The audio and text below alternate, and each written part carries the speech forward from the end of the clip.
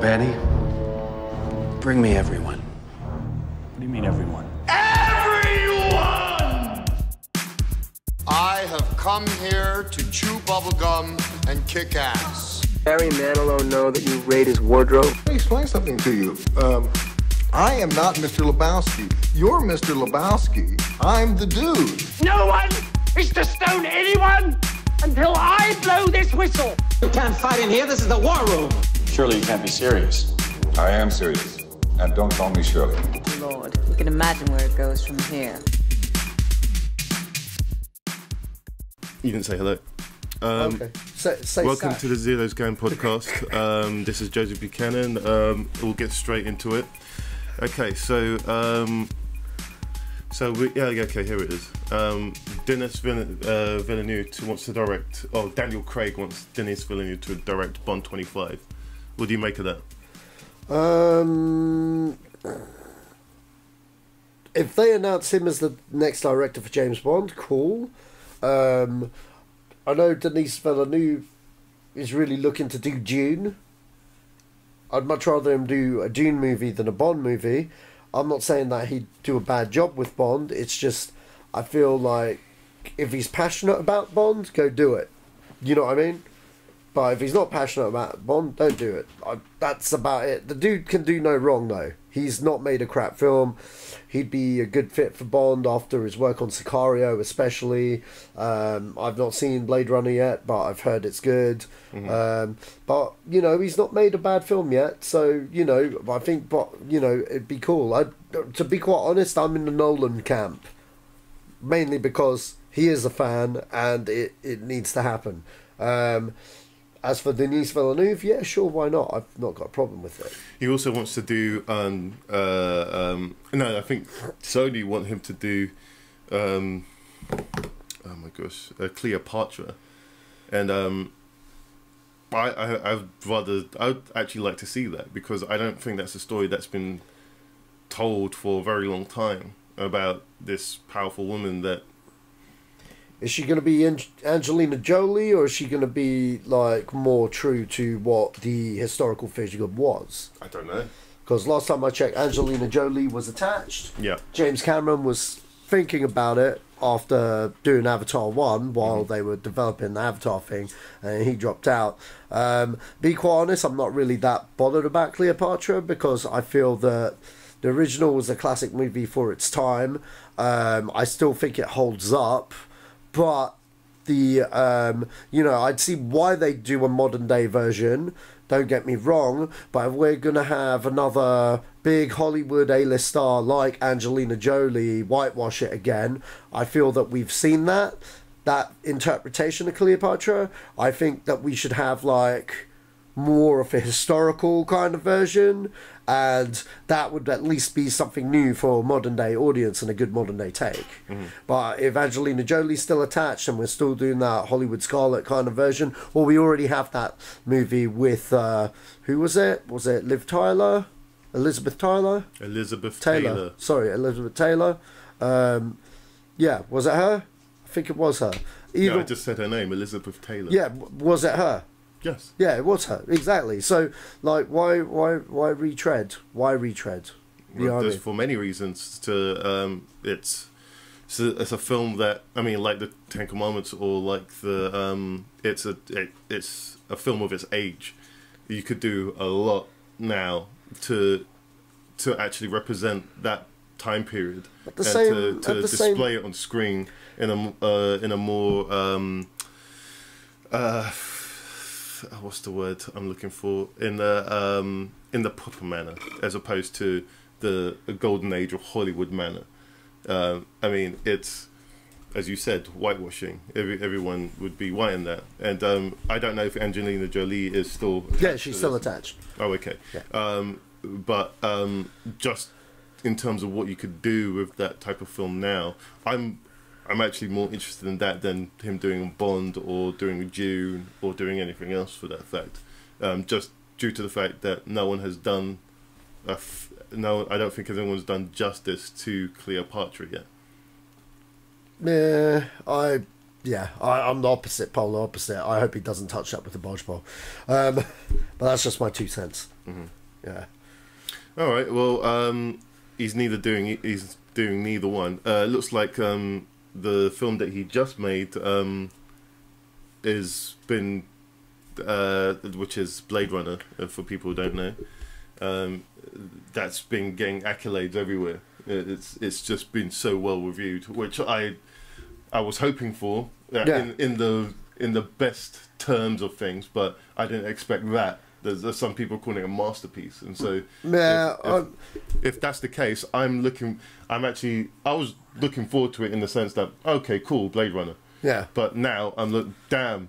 If this film is as good as all the reviews are saying it is, then I'm in. Oh, we'll see. The case is still. Yeah, that's for you. That's for me. I'm not bothered about anyone's particular expectations. If it's a good film, that's all I care about. Yeah. If this wasn't in it and this didn't explain it, was it a good film? Yeah, it was a good film. I don't care. It's.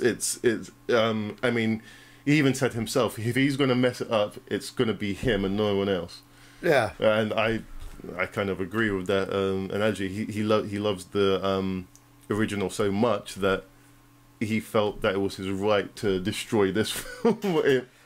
Be that or be not. I'm sure Jonathan Mostow shares his opinion there when he train wrecked T3. But just saying, you know, it could go either way. You know what I mean? Not really. Well, yeah, because like I remember T3 having very lukewarm reviews. How was that lukewarm? Yeah, like very good reviews. In fact, Empire gave it a good solid 4. I never heard T3 getting a good review. It did get good reviews. Interesting. Look it up online. Empire gave it a 4. Yeah, they also Total Film gave it a 4. Everyone was being really kind to it. A lot of people in the know gave it a 3, and like I just saw a TV movie. You know, like you know what? I'm coming from a certain point of view. I know I've been very pessimistic. Yeah, you're talking about T3. No, but I was using it as an example. Okay? You need to find a better example. No, that is the best example. Because, no, it isn't. Yes, How is that the best example? Because it's a different director taking up a source material. Yeah, from you can say that about half the franchises that are out there. You know, pick it. That's a terrible. My point is, jury's still out there on Blade Runner till I've seen it. Yeah, literally. Right. Okay, so Steven Spielberg. No, not going to talk about that. Why not? Let's talk about that. Nope. What? Okay. Haley Atwell might be in. No, that's something else. Oh no, she might be in Avengers 4. Okay. So the actress that played Sharon Carter. Yes. Okay. Maybe in Avengers 4. Didn't she die? No. She's not dead. No. So she didn't die of cancer. No, that's her grandmother, Peggy Carter. This is a granddaughter that Steve. No. I'm not talking about her. I'm talking about Peggy Carter. Then. Are you talking about? Peggy Carter. Yeah. Maybe it's a flashback. Jesus Christ! If they start going to flashbacks, I'm going to walk out that screen. Why? They did that in Age of Ultron. They did? Yeah. I just watched it this afternoon. Remember, Scarlet Witch. Scarlet Witch like does a mind thing on them. Thor sees the future. Black Widow and Cap see their pasts, kind of thing, and she shows up there. All the Marvel movies have had flashbacks, so I shouldn't see why you'd walk out. That's technically not a flashback. When I mean showing up or a flashback, I mean someone remembering something from the past. Her vision, that was a vision that was given to him of something that wasn't real. Right, okay. And, I don't count that as a flashback. So what's wrong with flashbacks, though? I find flashbacks very cheap. Really? If they're not used well. Okay. It's I've seen a lot of them lately, and it's like, oh, really, you want flashback? Well, okay, fair enough. Oh, okay. I have my issues with flashbacks. I mean, like Rogue One had flashbacks. Yeah, but I didn't particularly like Rogue. I like Rogue One, but not as much as everyone else does. Oh, okay. in what place does Rogue One have flashbacks? Has quite a few actually. It has one where Jen Erso is remembering when she was a little girl, and they're in Coruscant. Okay. That's a flashback. I see what you're talking about, but I'm talking about flashbacks that happened in a previous film that you've already seen. Oh right, so I see. You've gone through that film, and then there's a flashback to extending whatever happened in that particular time period. Oh, not a flashback to something that you're that you need what's the word called exposition for. Right. Okay. So it's a flashback for flashback. Say, oh, we want this character in it, so we'll just make a flashback and say it was. I don't think that's a bad thing. Yeah, again, if used properly. Yeah. I just don't like seeing them. Right. I think, especially in a film, in films like Star Wars, I don't think they should be used. Well, I disagree with that. I mean, they used a flashback sequence quite well in Force Awakens. I think, they could have done a flashback sequence in Empire when he's like envisioning the city in the clouds and stuff, but he describes it instead. I've not got a problem with flashbacks, but I guess it's to everyone's opinion and tastes, I guess. Plus, you got to remember, Rogue One wasn't part of the main saga films, so that's why it kind of got away with certain exposition stuff. Like every time it had a new environment, it had like it stated what planet they were on and stuff. You know what I mean? Which wasn't done in the saga films. So, I don't really have a problem with that in the Star Wars films, but everybody's different, I guess. So hey. Yeah. All right. Well, did you see Kingsman? Yeah, I did. What did you think? I thought it wasn't as good as the first. I still enjoyed it. I did look at my watch towards the end though, because I felt it got a bit long in the tooth. But aside from that, yeah, it was good. But just I wouldn't say that it was rubbish. I still enjoyed it quite thoroughly. If they make a third one, cool. I'm definitely gonna watch it. It didn't let me down.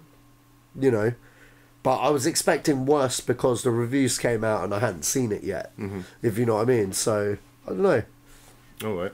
What would you, if The Rock was in it, would you think that would make a difference to the next film? It wouldn't make a difference at all to me. If The Rock's in it and if The Rock's character's good, you know what I mean, and serves the purpose of the story quite well, then why not? Tatum didn't have to be in this one. But he was. Why is he going to be in the next one? Or well, that's what Taron Egerton wants The Rock in it. That's why I mentioned and how you felt about this one. But apparently, Channing Tatum's not even. He's like in this film for like 2 minutes, but he's all over the marketing. He's in it for a bit longer than 2 minutes, but he's not in it as long as one would expect him to be. But he's not in it. No, fair enough. Well, I don't know how well that film's doing, but I have no interest in watching it. Oh, really? No. Okay. It kind of at first I did, but that was only because I wanted to see what's his name, the guy with the glasses. Colin Firth. Yeah, I want to see how they brought him back, but I've just heard that it's someone spoiled it for you. No, not at all. No. But I just don't care anymore. Oh, okay. Well, you're missing out, dude. I think you'd enjoy it. I'll catch it at some point. I don't know, but yeah, it's not a priority. On other news, looks like Bryan Cranston might be up for a key role in the Uncharted movie. What role do you think that? He's Sully. Oh, really? He's Sully. Done. I'm sold with Cranston being Sully. I didn't think Cranston for Sully. It doesn't say that here. Well, if there's anyone that I could imagine him being, it's fucking Sully. What if the minute you said Cranston, that's Sully right there. He just needs to grow a cheesy tash and put on a bit of an impersonation. I could picture him. What if he's old man Nathan Drake? I'd take that over fucking Tom Holland. Why is that? Because he's older. He's older than a video game. In that case, why don't we just get in... who was the guy that everyone wanted him to be? Firefly dude. Yeah. Yeah, get Fellini. Yeah, Nathan Fillion. Yeah, do it. Yeah. I don't care about this movie anymore, man. I'm just like, cool. When it comes out, then I'll have an opinion. I need to see a trailer. I just don't care really. What do you make of the Tomb Raider trailer? I expected better. Yeah. I thought it was a bit shit, to be honest. I thought, okay, so these guys kind of played the game, but then they're putting all this shit about a father in, which isn't in the game, because they're obviously doing the rebooted version of the game, but they're still trying to merge like stuff from the previous series, storyline threads from the previous series in there, and I'm just like, do we really have to do that? No. I thought they were. I don't know, man. We'll see. Do you think they've got it wrong again? I don't know. It's too early to tell because, like, look, one, it was a weak trailer in general. Okay. Two, okay, fair enough. Maybe that father stuff might play out better in that overall film because remember, it is an adaptation of Tomb Raiders in the IP rather than just that game. If you know what I mean. But we'll have to see. The jury's still out there. Personally, I'm going to reserve judgment till the next trailer. But that trailer didn't excite me. It was just kind of like really bland. Yeah, it's very paint by numbers. Yeah, and like, on top of that, she's a girl. She has a rich father who says the world's in trouble, and she's the only one that can. Yeah, exactly. It's just like what yawn, and then like you've got her ducking, and you see the CGI spikes because they hadn't been rendered properly or whatnot. And I was just like, no, I thought that was a practical. No, it wasn't practical, dude. It was as fake as they come, man. No, it looked practical to me, dude. No, just no, just no. If it is practical, fair enough. I'll eat my words there. The thing is, right, so a lot of people said that about Alien Covenant, right? And having got the Blu-ray, there's a lot of practical stuff in there that people said was CG. I can believe that because a lot. No, but I didn't. I'm talking about the haters online that said, "Oh, it looks so CG, it looks bad." Actually, that's practical. You know what? We're at a point where we can't even tell what's real from what isn't real these days. You do stuff like grading and stuff, it kind of gives like a synthetic kind of look sometimes to the overall picture, whether it's physical or digital these days. So everything looks fake anyway. So do you know what I mean? Looks fake anyway. Well, no, because people like to overanalyze stuff. I'm guilty of it. Everyone's guilty of it, and you know, like let the trolls have their day, man. That's what they're there for. Yeah. Do you know those neomorphs? Those are guys in suits. Yeah, I know that. Yeah, I didn't know that. Oh, okay. I just thought it was good CG, and that protomorph at the end, is a guy in a suit. Yeah. There's some. What about the thing on top of the protomorph? What about the one? Yeah, the protomorph on top of the spaceship. Was that physical? It's physical. Yeah, that's physical. Yeah. Okay. And everyone said, "Oh, CG." There's CG elements on top of it. Oh, okay. Because it shows you a wipe. Okay, yeah. That's practical. That's CG. That's CG. That's CG. Right. And so it. When I first went, I'm pretty sure there's practical elements in that. I was absolutely right. Yeah, there's practical elements in it. There's no way you can. Anyway. That's a whole. Did it make the film better? Knowing that. Yeah, it did actually. Oh, okay. In terms of how, right, that's how you would do that. That's in terms of the way I thought about it. I wouldn't have done. I wouldn't have thought about it that way. No. In the sense that, as a film fan, because I'm going about it from a film fan anyway. Yeah. So it is what it is. Is he doing the next one, or have they 100%? Yeah. Okay. It's made enough money to. I mean, they're still the most. Prometheus and Alien Covenant are still the most profitable out of all the films in the franchise. When you say profitable, are you saying they made the most money? They've made the most money. Now, when I think profitable, I think this cost 15,000 to make, but it's pulled in 100 million. Yeah, that to me is profit. If you've spent 200 million and you've only brought in 400 million, that's not much of a profit. That's more of a you just broke even. Because if you went from 15 and pulled in 200 million, that's profit. Cool. That's all I'm going to say by what you just said, because I know that was a that's what Fox said. I know that was a $200 million picture. That's the thing. No, it was a 93 million. Was it 93? Yeah. Double check that. Really? Yeah. In that case, fair dues, man. I'm wrong again, twice in one podcast. That's a rarity. But yeah. Anyway. Move along. Avatar sequel. Okay, well, speaking of budgets, yeah, there's some Avatar news. Okay. And the budget collectively is $1 billion. It's $1 billion. Yeah. Oh wow. That's a lot of money. That's half the amount that the first film made. Yeah.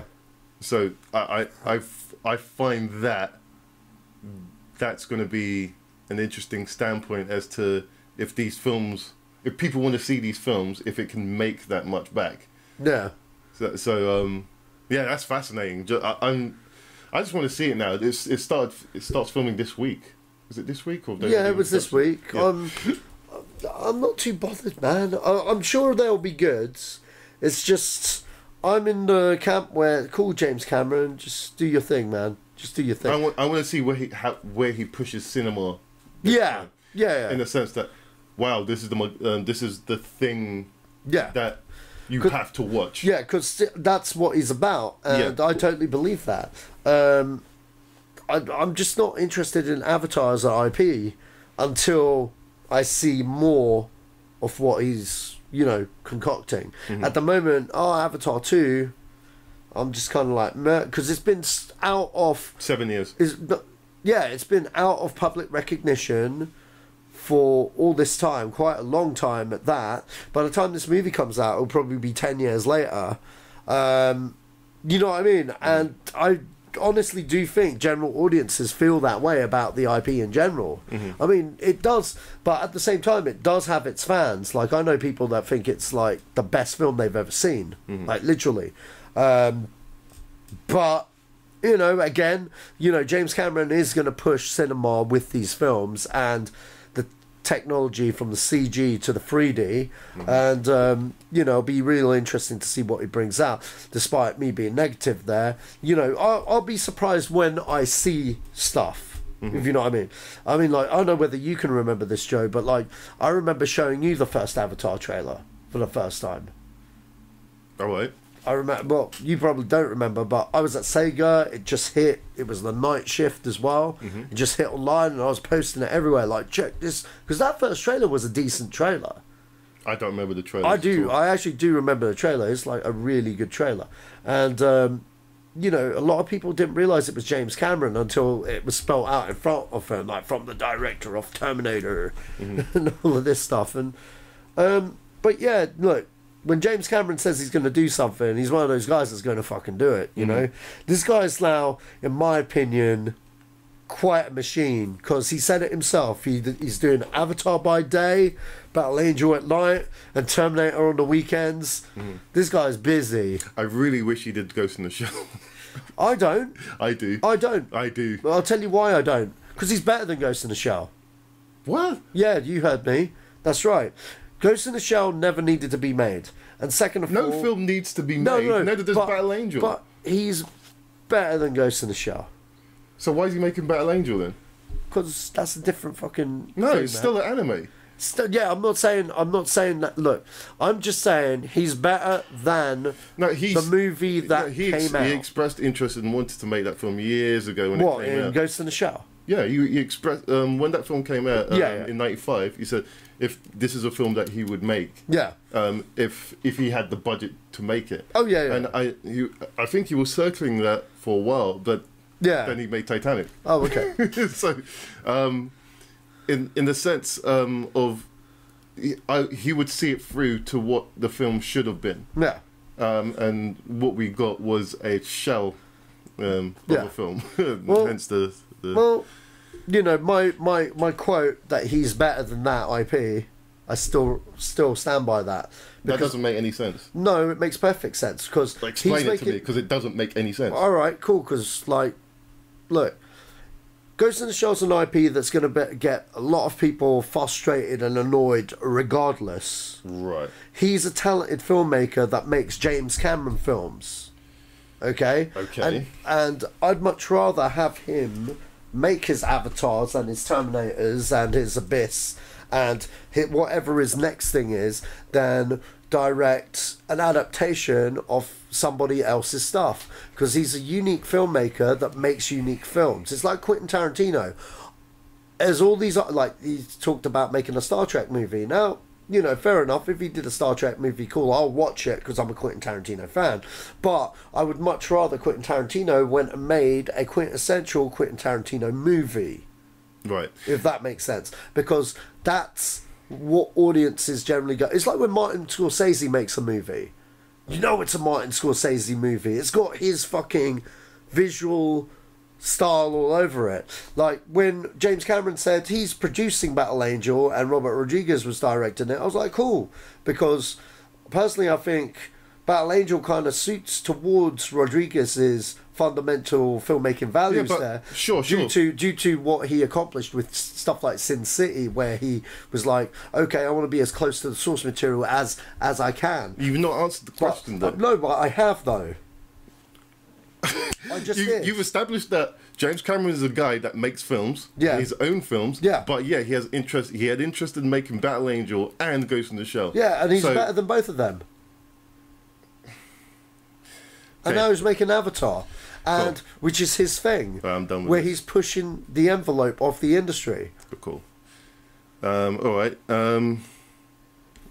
Fair enough. I can't say more than that. All right, cool. Sorry, man. You asked my opinion. I gave you my opinion. I'm sorry. It doesn't. It makes no sense to me. Well, okay, but that's the whole point of like a different opinion and a different point of view. Yeah, I understand opinions, but what you said didn't make any sense. But why? Let's have a debate, man. No, Isn't that the point? We've only got an hour to do this, so okay, cool. We've got to move on. I don't want to talk about that. Deadpool impressions, nah. We'll spoiler leaks. How do you think? Okay, Star Wars. Yeah. The spoiler leaks from when Empire Strikes Back was made. Do you think? I mean, I think times are different now. We've got the internet. We've got so many things that takes pictures and records information. Back then, there was no internet. There was no nothing really. Yeah. That could get. Oh no, they had something. His name was called David Prowse. Yeah, screw that guy. But in terms of controlling the spot, I mean, it's harder to do now. Oh yeah, totally. In terms of that, so I mean, would you think? I mean, because I don't know anything about Episode 8 besides what's been shown to me. So I think whatever they're doing, they've got some CIA, FBI, MI6 kind of operation going on. Yeah. Filming this film. So in the sense that, I guess it's not really a question really, but in making any film, do you think? So say like you were making Star Wars, how would you keep a lid on everything? I'd hire an assassin. Realistically, what would you do? I'd hire an assassin. Okay. that's like saying, I'll get Super Mario, and he'll defend the Mushroom Kingdom against Fonzie. Yeah, and that's literally what the answer you gave me. I mean, nothing wrong. It's an option. Okay, where would the assassin? No, but realistically, where would the assassin be from? I don't know. Say Japanese. I would hire someone to take care of that and have it not get back to me. And there we go. So, yeah, deal with this. Make sure this doesn't leak. Can we deal with it anyway? Yeah. Can we kill people? Yeah, whatever. Whatever. Just do it. No, seriously, in all seriously, how would I deal with that? I don't know. Like, it's about trust, isn't it? So if you've got like a key scene, maybe I'd limit the amount of people on set that are there, and that way I know, well, if it's not me, it's you. Mm-hmm. You know what I mean? But you know, I don't know how I do that. Keep a lid on it. I think it's the same with everybody. I mean, like, I don't even think they know how to keep a lid on it these days. Mm-hmm. I like, you know what? It's I tell you what, the hardest thing ever with films these days, because it's all adaptations of Marvel films and stuff. Most of these guys read the comics and stuff, so they know what's fucking happening. You know what I mean? So, but then you got something like Star Wars, where no one knows what's going on because it's completely made up, and you know what I mean? It's just taking these films to another direction, and you know, that's cool. But like, spoilers are always going to be there. You're still going to have those paparazzi guys all over the place with their drones and everything, and like, yeah, I don't know how you can stop that unless you got like a shotgun or like a sniper rifle and shot drones down, I guess, maybe. Okay, yeah, that's one way. That's one way, but they'll still get footage to a certain point unless the drone lands on the set. Wow, that'll be interesting. Whose drone is this? Whose drone is this? SARS now. We've got the footage, and we fucked your shit up. That's how you get rid of drones. You hire a sniper. There we go. Back to my assassin idea. Yo, are you a sniper? Cool. We need you for a movie set. Just your job is to shoot drones out the sky. That's supremely hazardous, and I don't think. Yeah, there's a lot of holes in that, but well, I know. It's a solution. Oh yeah, you know Chris, right? Chris. Yeah, Chris Nunn. Yeah. He was saying to me the other day that Tom Holland has quit being Spider-Man, and I said no, he hasn't. Oh, okay. And he's ultra convinced that he is not Spider-Man anymore. I said there's nothing confirming that he's not Spider-Man. He's he's filmed scenes for the next film. Look. Chris looks like James Franco, so he would know. He does have a James Franco persona about him, though. Wow, that's weird. I've never heard anyone call him James Franco. James Franco. I've heard people call Chris many things, but not James Franco. James Franco, man. Chris, by the way, is just one of my mates. He's cool guy. He's absolutely bonkers convinced that Tom Holland is not he's quit being Spider-Man because what was the story he gave me? Because the tights are too short. No, it was because. Oh my gosh, what's his name? Tobey Maguire wanted to rob. Who's the guy that created the X-Men and? Oh, Stan Lee. Yeah, basically he was saying he told me he saw an article that's saying that Stan Lee kept calling him, and because of that he quit. Yeah, I said yeah, that's not true. that's but he's super convinced, almost to the point of having a fight over. So yeah, wow. I'm not doing this with you, man. I'm not going to fight over something that probably isn't true and will not affect our lives in no manner whatsoever. So yeah, I'm not doing that with you, man. But as far as I know, and from what I've seen, he's still Spider-Man. Right. Nightwing. Okay. Do you want to talk about? No, I don't want to talk about that. All right. Scott Eastwood rises up. Oh, Scott Eastwood's in Pacific Rim. I didn't know that. He was in the first one. Oh, I've not seen Pacific Rim. What? Really? No. Oh, it's really good. We're getting close to getting. What? We're close to getting real life Star Wars droids. Oh. Okay, I don't know what that means.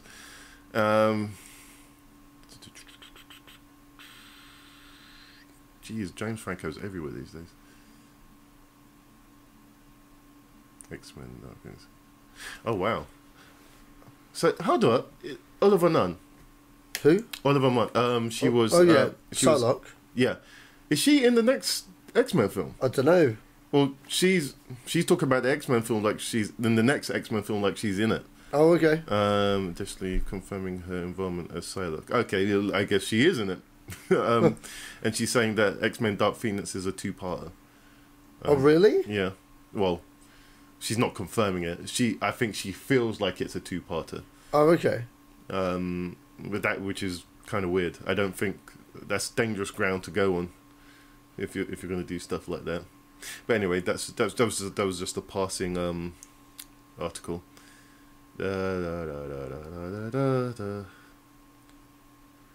James Cameron stands by his Wonder Woman criticism. What was the criticism? Because I've half read this, and what did he say? All he said was that Wonder Woman hasn't moved things. It's not better or worse for what she's done for women. It's not really empowering women. She's essentially a supermodel with heart. Right. I mean, I don't disagree with him, but I don't agree with him either. But I mean, well, is she still wearing the tank top and like mini skirt in these films? Yeah, she is, a little bit.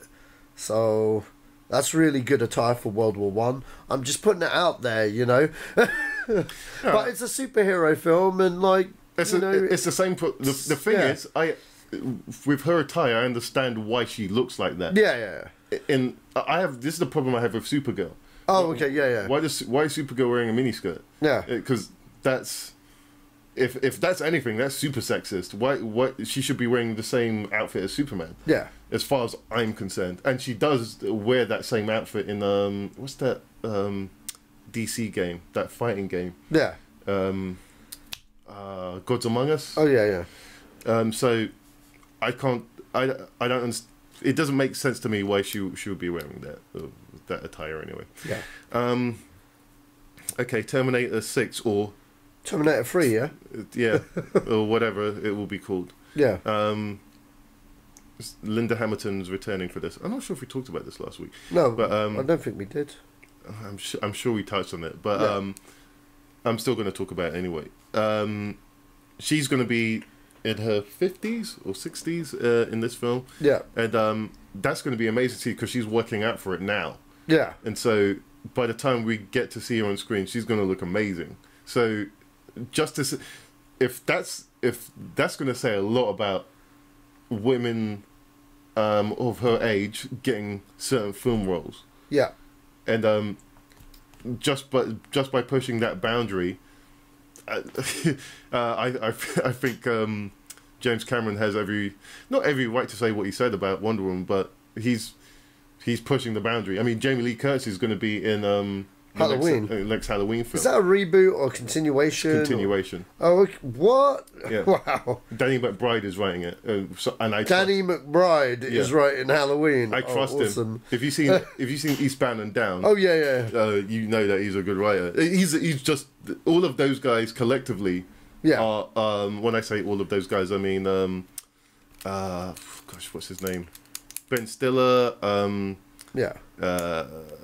James Franco, Will Ferrell, all of those guys are very good at what they do.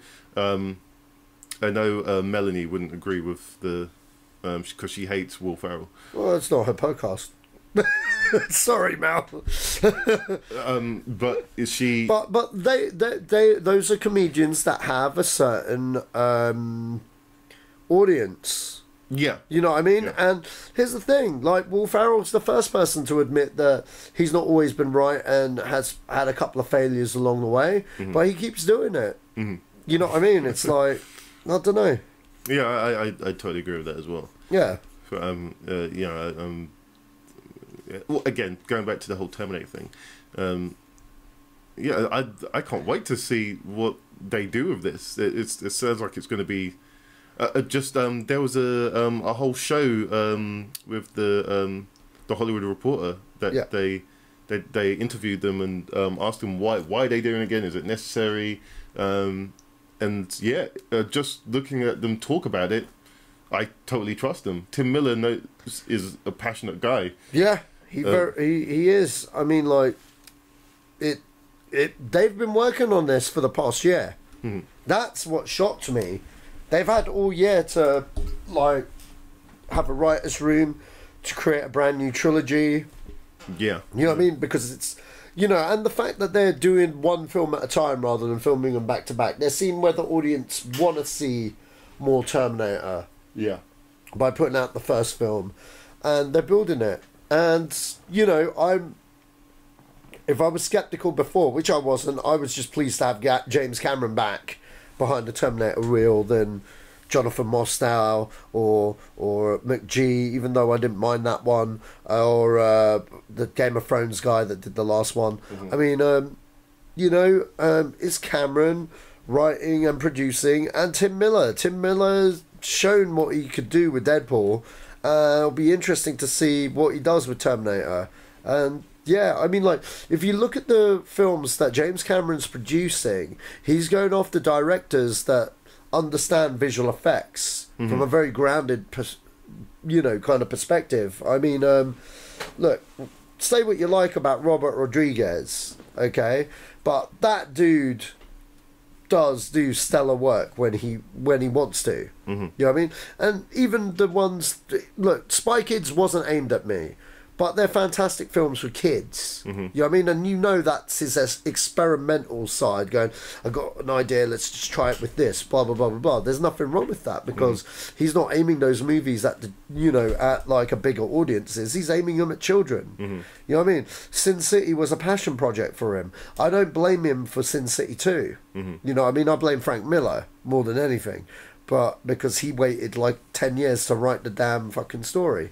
They could have just picked some out of the existing canon. But, Hollywood wants to see the same people return, and audiences do as well, which is why they went the way they did. Machete was fun, I felt. A lot of people didn't like it, but then those that did, it knew what it was. Yeah, I got it. But, he's a very grounded in visual effects kind of guy, and the fact that it's a script written by James Cameron, produced by James Cameron, you know what I mean? It's going to be very interesting to see what they concoct with Battle Angel Alita. Same thing with Tim Miller and Terminator. I think it's going to be good, and I think it's going to be very fresh as well, because, they're not just giving us the same shit that they've done since T2. You know what I mean? T2 was revolutionary for the time, but every film since is, with the exception of Salvation, I might add, aren't trying to give us the same stuff. Because 3 just felt like a retread of 2, but a TV movie version. I'm a good Terminator. I'm here to protect you. Same shit. You know what I mean? Even with Genesis, it was... he was a good Terminator. He's protecting Sarah Connor. It's like, cool, man. Do you remember? I just had a flashback from the Terminator 3 film, and I remember there was a point in the middle of the film where he says, it's scrambling my circuit. Yeah. Who wrote that? Yeah. What?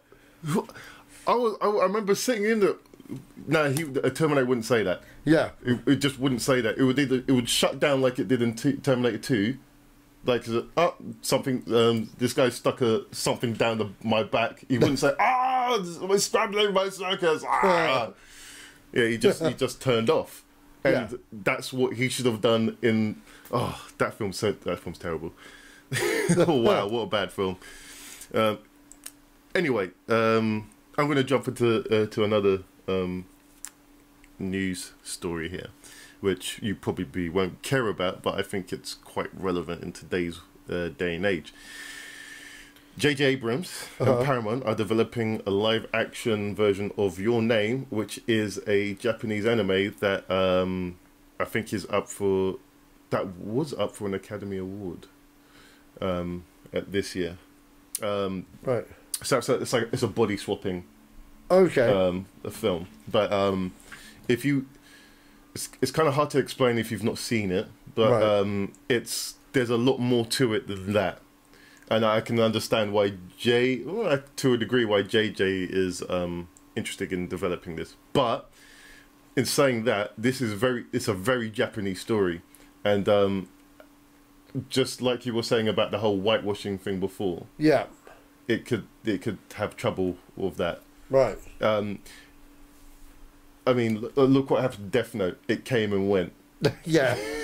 But the thing was, it wasn't because of that. It just generally wasn't good. It wasn't good, but again, the lead character is supposed to be Japanese. Yeah. It's if you've ever seen Death Note, it's a worldwide affair. So selling it in Japan wouldn't have mattered because it eventually comes to America anyway. So I think they went the wrong way with it. With this, I think JJ will do it. Even if it is an American cast or a Western cast, I think he'll be able to do it in a way. I mean, he doesn't even have to call it by the same thing. He could call it something else. But I kind of trust JJ with this in that regards, that he won't do what the same thing that happened with Ghost in the Shell and a few other films won't happen with this. JJ's usually quite good with stuff like this. Right. I don't know what you're doing on your phone, but are you? Of course that one. I'm gonna. There's a topic that I wanna. Need your attention for. So, I'm paying attention. Oh, okay. So, Justice League. Yeah. So the theme. So the I'm not sure what site was talking to. I don't even know who the composer was talking to, but Danny Elfman's doing the score to the film, and he was talking about some of reintroducing some of the older some of the older film scores or elements of film scores that made that are more iconic than what they are now, and I'm into that. I'm very into that because one, Batman's theme is dark because the character's dark. Yeah. Superman's theme's bright because the character's bright. Yeah. And John Campea said something on his show that the score that John Williams wrote for that Superman of the time was for a different character, and I see where he's coming from, but I completely disagree with him. Yeah. It's about what the.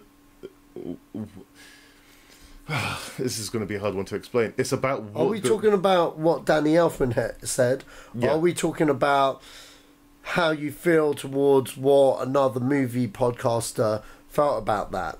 Because I don't have an opinion when it comes to what John Campea said, because I don't care, to be quite honest. But I respect his opinion because that's his opinion. If we're talking about Danny Elfman's comments, I can talk about that. Does that make sense? Yeah, but I had to say that because everyone has an opinion about it. And okay. Because but why should you care? Anything I say is my opinion. Oh yeah, of course. And so what I was trying to do is round up a whole bunch of stuff that people have said, and I'm going to drum up how I feel about it and how Danny Elfman feels about it, because Danny Elfman wouldn't have brought that up if he didn't feel a way about some of those scores. He wouldn't have brought it up at all, because if he felt that he couldn't use it, he probably wouldn't. So therefore, it's the score that does something to it, and it's not meant for a particular character. It's really funny you should mention scores. I was on a film shoot last week, and there's a sound guy who does the sound and stuff, and he just brought up a conversation about sound scores in movies. And he goes, there are no sound scores in movies. It's just a series of beats. Yeah, he's right. It's just a series of beats. He's right. He's absolutely right. And he showed me some joke trailer, and this joke trailer was it was all music, but it was cue cards. And the cue cards would say generic stuff that would happen on screen because it's generically how a movie trailer is constructed. And it would just be like, you know how series. So it would be like brr, brr, brr, brr, boom, boom, boom, boom. You know what I mean? Like, that's all fucking Hans Zimmer does. You know what I mean? You're gonna piss off a lot of people. I don't care, man. Hans Zimmer's a fantastic musical score kind of guy. He really is, yeah. But saying that, he's very fucking lazy, okay? Because no, what's his Batman fucking theme? Do do do do do do do do do do. That's two notes. Do. Again, insane. Come on, man. Again, James Newton Howard had something to do with that as well. Oh yeah. I will never give Hans Zimmer the full credit for Batman for any of those films. Agreed. Yeah, but I totally agree with you. Yeah. I mean, the last soundtrack I brought, I think was Star Wars Episode 7. He did fantastic work on Gladiator. Yeah, that's how he came into my consciousness. Yeah, like, it's like, oh wow. damn, Hans Zimmer. Yeah. Okay, where did this guy come from? Yeah, and then he did a few other things after that.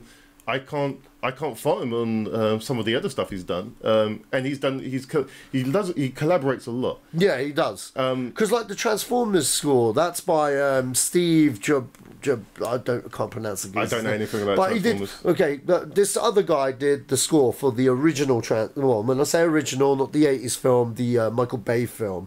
Someone else did the soundtrack. And this guy, I think, used to work with Michael Bay. Not Michael Bay. Hans Zimmer.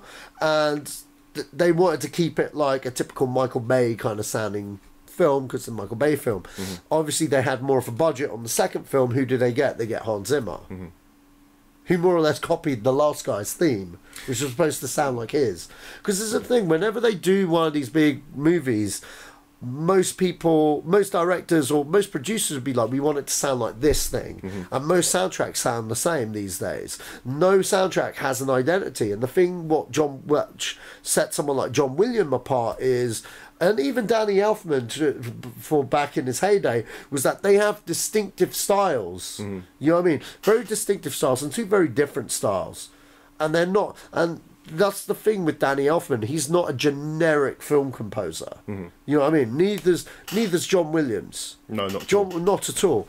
And you know, yeah, I'm not talking about what John Campea said, okay? Because I don't care. You know what I mean? That's his opinion. That's cool, man. Respect him and everything. But you know, and I do kind of see where he's coming from to a degree. I've not heard what he said, but if it's in terms of why reboot something, but then, you know, why reboot something, everything has to be fresh, that's cool. Then explain James Bond. James Bond keeps his theme tune. Yeah, some the Mission Impossible score as well. Yeah, exactly. Stayed the same since the 60s. Exactly. Because James Bond, if you take away you take away that, it's not James Bond anymore, regardless. But even though they rebooted it, they still kept that theme song. You know what I mean? During the action sequences, during the start, whatever, still present. Superman, you can't get better than John Williams' Superman theme. Anyone that says differently needs to fucking stand in a corner. It's like don't get me wrong, I didn't hate the Man of Steel soundtrack. Okay? I didn't either. It is a series, but like I said, it's really good trailer music. But yeah, it's really good trailer music. It's really good trailer music, but people think I will be digging by saying that, but I'm not. It's you put that to any trailer, it works. Yeah. It's really good trailer music. Well, I just don't feel that Superman Returns. You put you know, the fact that Danny Elfman mentioned that it's going to come at the darkest point during the film. That's probably when all hope. I'm going to predict this film right now. That Steppenwolf is going to just own everyone. He's just going to own everyone. Just when you think everything is doomed, you just hear dun dun dun dun dun dun dun. You know what I mean? It's just going to build up, and then Superman's just going to come and deal with shit. You know what I mean? Because he's been out the picture throughout most of the movie. There we go. That's spoilers. You know, I ain't even read the script. You've not seen the film. So I've not seen it, but that's totally what's going to happen, man. And what better music for Superman to return to than that? Yeah. That would be a quintessential moment in the whole fucking movie. You know what I mean? If that was to happen, I'd lose my shit. Yeah. You know what I mean? I'd actually lose my shit. I'd go, bravo.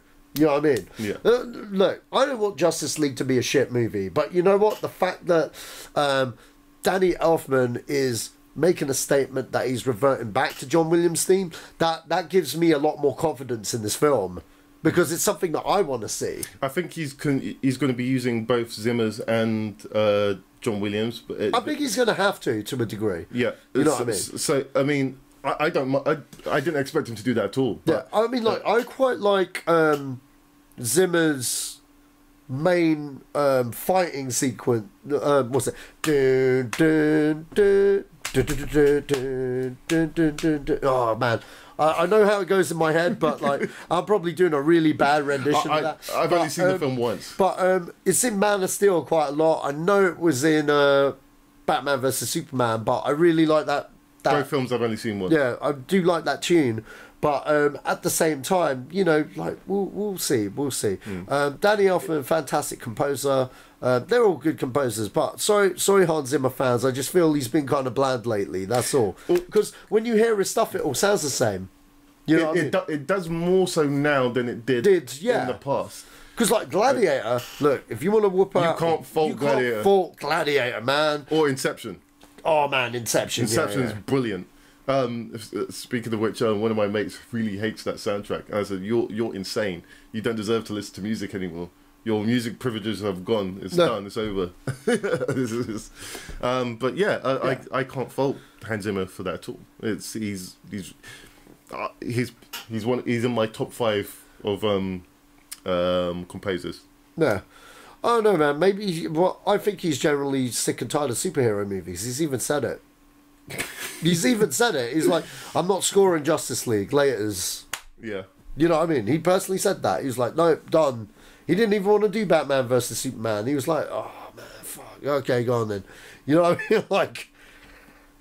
Yeah. Well, I mean, whatever happens, I'm more interested in the film now than I had been before. Yeah.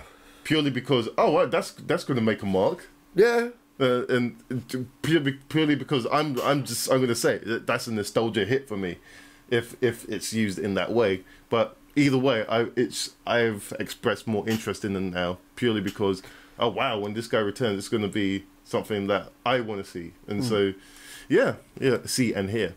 Okay, we're going to wrap this puppy up soon, but there's 2 other things I want to talk about, and one is Tremors 6. Which I never thought would happen. I'm surprised this film's getting any kind of anything. Tremors 6. There's a 6th Tremors film. I didn't know.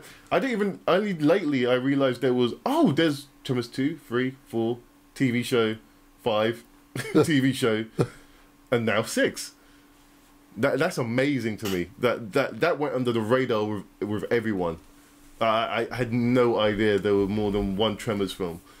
What? Really? Yeah, I had no idea. I thought there was one Tremors film and that was it. Dude, you're nuts. I knew about all them films. I didn't. I didn't know there was a 5. I actually thought they already I didn't know there was a 2.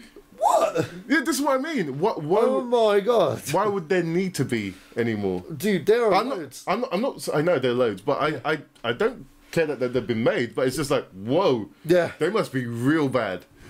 Some of them are alright. I'm sure they are not. Some of them are okay. Some of them are, really bad. But like, you know what? I mean, I've seen the first 3 easily. I've not seen the TV show. I've not seen 4. I haven't seen 4 or 5.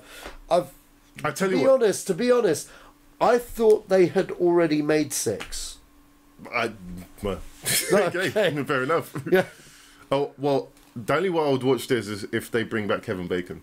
I think he's attached. Really? Yeah. IMDb it. I doubt it. I'll do it now because I read somewhere that he was attached. Oh, okay, that's interesting. Kevin Bacon. Make your bacon, Kevin. Oh yeah, there you go. But yeah. Yeah, he's attached to a TV movie. Oh, okay. TV movie. Yeah, Tremors TV movie. It says. Okay, that's weird. Seeing if he's attached to it. Well, anyway, fair enough. That's Tremors 6. I didn't want to spend too much time on that. Yeah.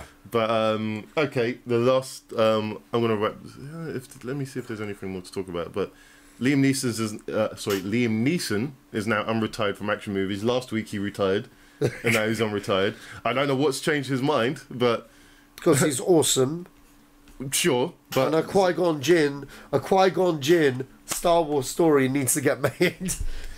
done with the Taken vibe to it, I'll watch it. Oh, I would watch that. I would look. Here's the storyline: Obi-Wan, child Obi-Wan, because they're Padawan learners. You get a kid, not Ewan McGregor, a kid as Obi-Wan Kenobi gets into fucking trouble and he's kidnapped because he's a Force user and whatnot, and Qui-Gon has to walk that grey line because he's a grey Jedi. He's not a dark Jedi. And there we go. We can explore about what grey Jedis are, because loads of them are populating in this brand new Star Wars universe.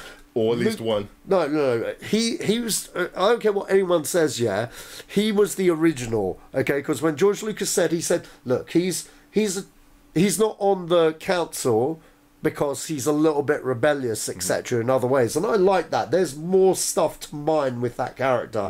A whole universe of stuff to mine. And then when Dave Filoni said last year, talking about the fate of Ahsoka Tano and shit, Ahsoka Tano is a grey Jedi because she was expelled from the Jedi Order. She got offered to come back but decided no.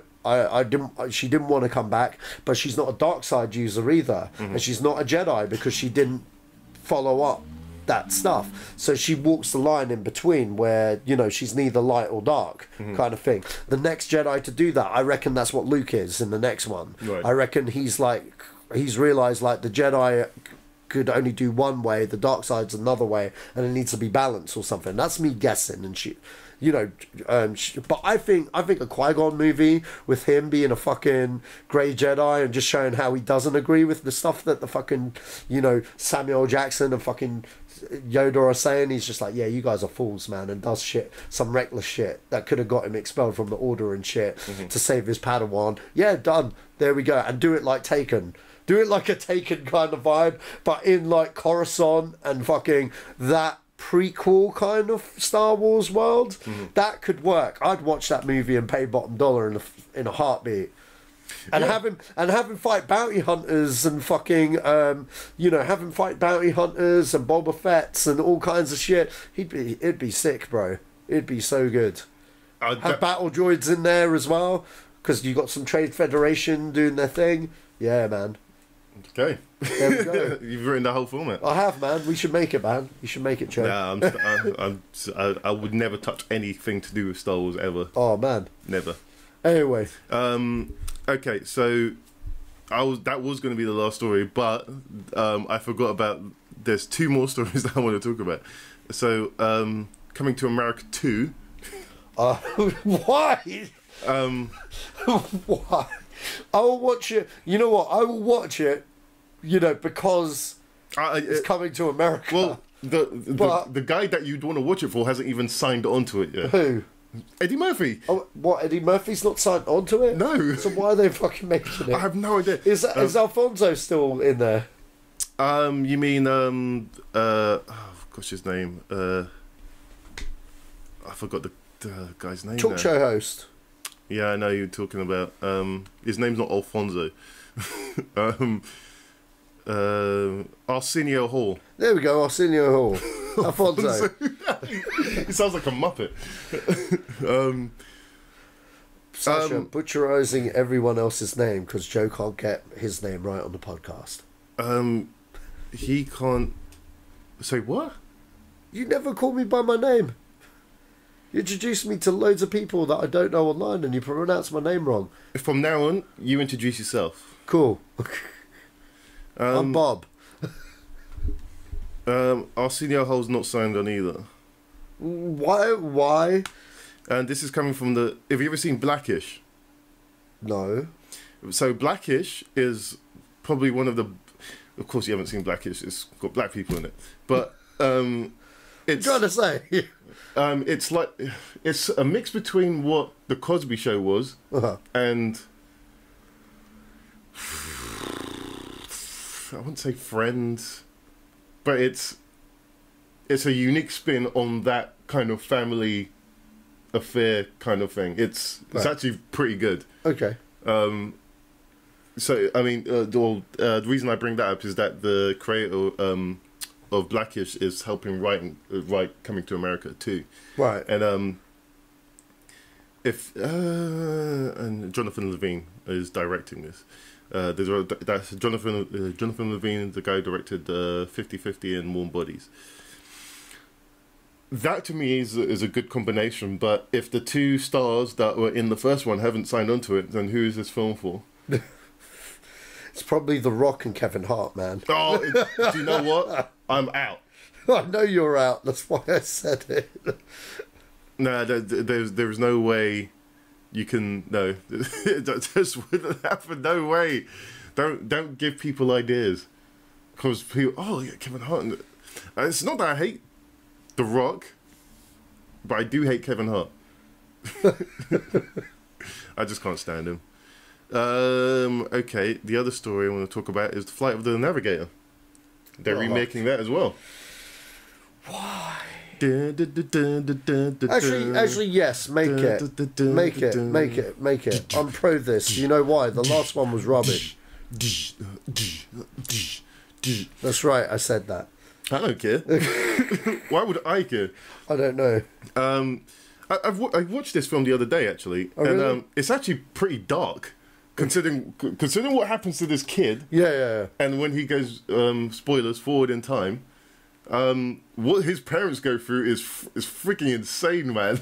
I wouldn't like to be like, those parents seeing your son and then he has to leave again. And it's like, but it's a good. I think it's all right. It's not great, but that ship. I think it was like one of the first time. I remember seeing. Do you remember when Barry Norman was doing the film shows on the BBC? I remember seeing they were looking at the special effects of it. It was like the first time they had this chrome kind of special effects looking at it. It was a CG spaceship. Yeah. And it kind of transformed. It didn't transform, it just turned around and it looked like something else.